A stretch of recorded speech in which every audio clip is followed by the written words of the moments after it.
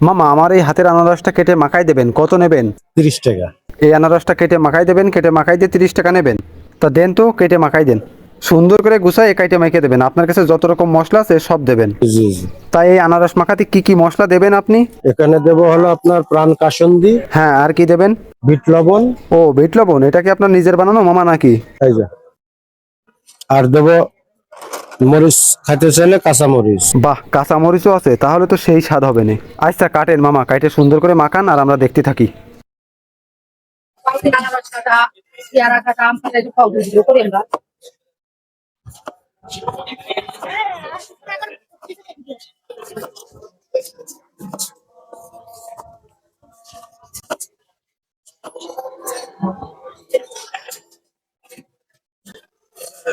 মামা এই আনারস খাই আবার গাল চুলকোবেন না তো?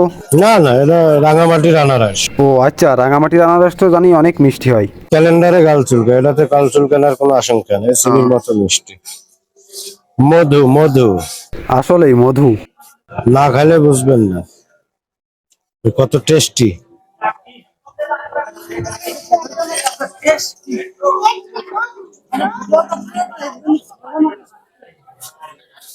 Tasty tasty.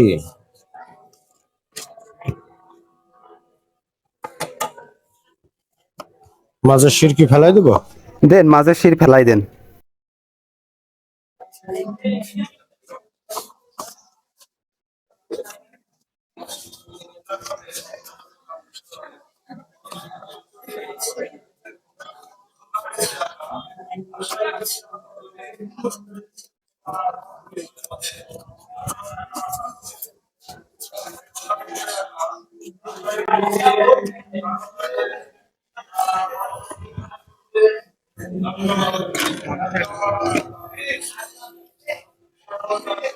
মামা খাবেন না নিয়ে যাবেন? খাবো মামা, আপনি একটা প্লেটেই আমাদেরকে সব দিয়ে দেন। প্লেটে কাঁচা মরিচও দিয়ে দেন মামা, কাঁচা মরিচ দিয়ে খেলে বেশি মজা লাগবে।